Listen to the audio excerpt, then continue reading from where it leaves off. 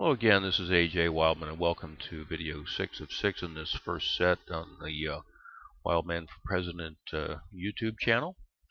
This one I call Jobs of a Permanent Nature. Employment is really a great problem in the country right now, and it's going to be a very slow grind to get it back up there.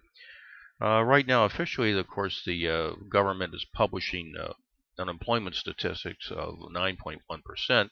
Because they're pretty much only counting people that are on unemployment, receiving benefits. Right now, the real unemployment rate is really much closer to 20%, which is horrific. So anything we can do to make jobs, we need to do. And as we can tell right now, the Congress, really driven by the Tea Party wing of the right wing of the Republican Party, really won't get anything done. They're not allowing anything to get done, even jobs bills that put people back to work. So here's some other things that we can do. These come mainly from the book, Second Coming of Common Sense. You've seen that before. It's on our website. Now let me see. The first one here is proposal number 18, which is recycling. You say recycling. Yes, recycling. We are only scratching the surface of what we can do with recycling. So what I'm recommending is we take it, again, using the model of 435 U.S. districts. We create at least one major recycling and processing center in every U.S. district. Of course, there is existing recycling in every U.S. district. Now, if you just look in the phone book or put in recycling on YouTube, in Google, there's a lot of stuff going on, but we still are just scratching the surface of what we can be doing. So we can get that going with government funding or investor funding.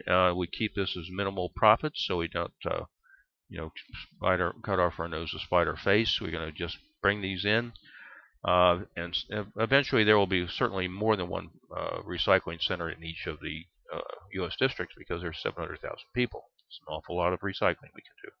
Right now, Frank, we are literally sending some of our recycling, shipping it to China. They're processing it, processing the materials into raw materials, and making products and selling them back to us. So isn't that great? So we're going to cut that off. All right. So these are going to be collection jobs, a lot more collection jobs, processing jobs, and eventually we're going to have raw materials. We can start picking certain products that we can make from these, especially recycled metal, really a key ingredient, a key product. And plastics, paper, cardboard. We can recycle these things, make jobs, real jobs that are going to go on forever. Okay. So enough on that. The next thing is proposal 19, which is hemp. We're going to make hemp a legal farm product in this country. And the way we do that is, as you know, hemp, a lot of people think that hemp and marijuana are the same product, or the same plant. They're not. In the 1930s, when the government deviously made marijuana illegal for reasons I won't go into right now, hemp, their cannabis's cousin plant, was put into the press as the same plant. So most people do think that they're the same thing. Unfortunately, they're not. And the key ingredient in this, the active psychotropic ingredient in that, is THC. It's abbreviation. And hemp has a generally naturally growing hemp only has less than 0.5%. So somebody could eat or smoke a pound of it and it wouldn't do anything for them except make them ill. So in the American Farmers Association, American farmers have been trying to grow this for decades, but they keep getting stuffed by certain industries, and let me tell you why. Going back, hemp's been around for thousands of years, and hemp is what they use for making sailings, for sailing ships, and rope for centuries, thousands of years. And since hemp is not a natural product in this hemisphere, it had to be brought over by somebody. So one of those, those colonial drug smugglers, a guy named Thomas Jefferson, smuggled the first plants into the country, and his good old buddy George and him grew it in copious amounts. Now, why would they do that? Did they want to make sails and rope? Sure, maybe some rope or whatever, but also what they could do with that is they could make, in those days they didn't have electricity, of course, by the way. They made home heating oil out of it. They made lamp oil out of it. Okay, that's what you can do with hemp. You can also make paper out of it. The Constitution was written on hemp paper. Other things that going back into the 1930s, Henry Ford, the original senior Henry Ford, made the entire outer shell of a car out of hemp hemp-based composite plastic. We can make plastic from hemp, okay? And he also powered that car, and I'm not kidding you, with hemp-based diesel fuel. So you can see the types of lobbies that have been really, suppressing this for years, and we're just going to override them because we need the farm product, farm jobs, another good farm crop, and we can also begin manufacturing again, which is all all good stuff that we can do. And in case you didn't know, plastic is made from oil. Any more questions? Okay. So all these things are made from plastic. We can see how we can start converting them to hemp. Okay. The next thing, we're going to deal with the cousin plant, cannabis, back in proposal number 8, which is national drug reform. Hemp or marijuana was, and nicknamed cannabis, was legalized, fully legalized, decriminalized in the U.S. And then England and Canada will be happy because they've been trying to do this for years, but our drug czar's office keeps telling them, no, no, no, no, no, don't do that, don't do that. And of course, we'd have a whole lot less trouble with all this commotion going down there in Mexico with some of this drug running, and we could better focus our attentions on harder drugs than something like this. Now, in case you didn't know, there's the two biggest lobbies against marijuana legalization, covertly and overtly at times. Number 2 is alcohol. People will drink less alcohol if they have marijuana as an option, because that's just the way it is. All right. Just so you know, in the last year, alcohol consumption went up 10% in this country, which is huge, because people are worried and nervous, and they're using it to escape, I guess.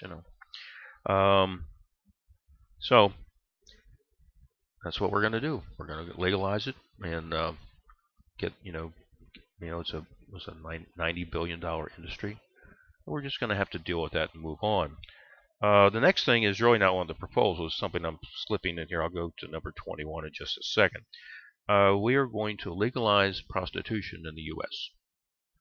As I said, legalize prostitution. Now, in an earlier video, I talked about we're going to use the death penalty for obviously guilty people in certain crimes. One is murder.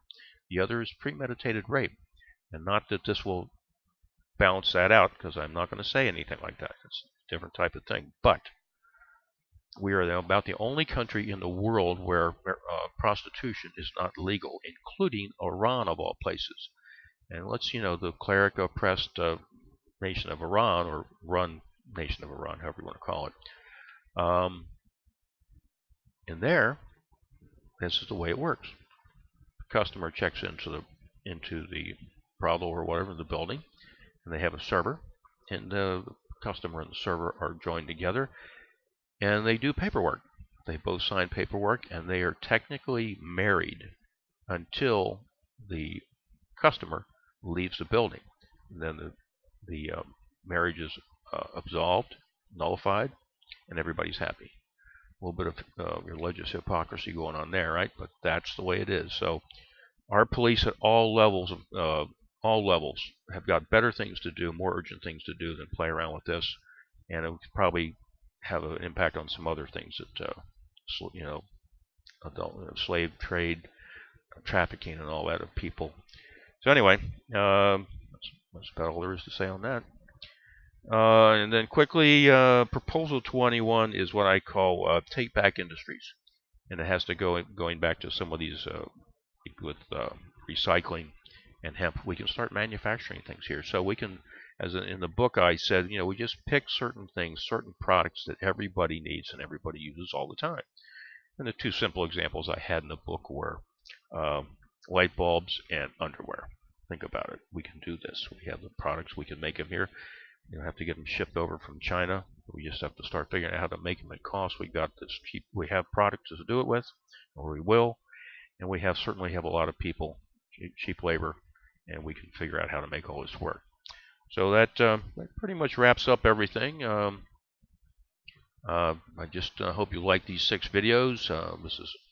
They've been a little long at times, but thank God for that 10-minute limit here on YouTube.